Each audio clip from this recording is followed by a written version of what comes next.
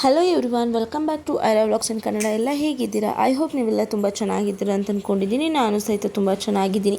ನಟಿ ಕಂಗನಾ ರಣಾವತ್ ವಿರುದ್ಧ 40 ಕೋಟಿ ರೂಪಾಯಿ ಮಾನ ನಷ್ಟ ಮೊಕದ್ದಮೆ ಹೂಡಲಾಗಿತ್ತು. ಸಂಸತ್ನಲ್ಲಿ ರಾಹುಲ್ ಗಾಂಧಿಗೂ ಮಾತನಾಡಿದ ಮಾತನ್ನು ವಿರೋಧಿಸಲು ನಟಿ ಸೋಷಿಯಲ್ ಮೀಡಿಯಾದಲ್ಲಿ ಒಂದು ಫೋಟೋವನ್ನು ಶೇರ್ ಮಾಡಿದ್ದಾರೆ. ಇದು ಮಾರ್ಕ್ ಮಾಡಿದ ಫೋಟೋ ಆಗಿದ್ದು ಸಿಕ್ಕಾಪಟ್ಟೆ ವೈರಲ್ ಆಗ್ತಿದೆ. ಆ ಫೋಟೋದಲ್ಲಿ ರಾಹುಲ್ ಗಾಂಧಿ ತಲೆಗೆ ಮುಸ್ಲಿಂ ಟೋಪಿ ಹಾಕಿದ್ದು, ಕತ್ತಿಗೆ ಕ್ರಿಶ್ಚಿಯನ್ ಕ್ರಾಸ್ ಹಾಕಿ, ಹಣೆಗೆ ಹಿಂದೂಗಳ ತಿಲಕ ಇಟ್ಟು ಎಡಿಟ್ ಮಾಡಿದ ಫೋಟೋ ಇದಾಗಿದೆ. ಈ ಫೋಟೋ ವೈರಲ್ ಆಗಿದ್ದು, ಇದರಿಂದ ರಾಹುಲ್ ಗಾಂಧಿ ಅವರಿಗೆ ಅಪಮಾನವಾಗಿದೆ ಎಂದು ಅನೇಕರು ಕಂಗನಾ ವಿರುದ್ಧ ಕಿಡಿಕಾರಿದ್ದಾರೆ.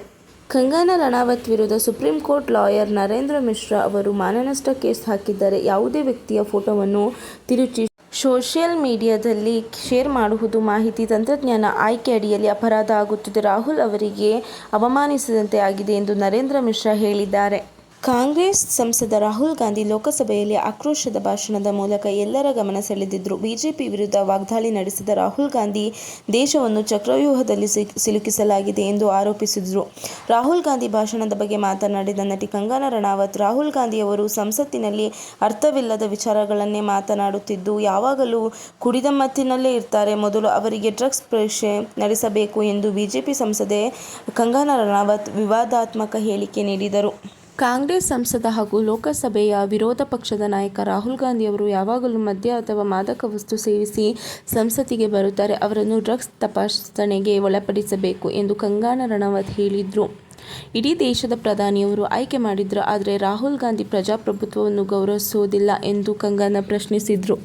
ಅಷ್ಟೇ ಅಲ್ಲದೆ ರಾಹುಲ್ ಗಾಂಧಿ ಅವರಿಗೆ ಪ್ರಜಾಪ್ರಭುತ್ವ ವ್ಯವಸ್ಥೆಯ ಮೇಲೆ ಗೌರವವಿಲ್ಲವೇ? ಸಂಸತ್ತಿನಲ್ಲಿ ನಿನ್ನೆಯೂ ಹಾಸ್ಯ ಪ್ರದರ್ಶನ ನೀಡಿದ್ದಾರೆ.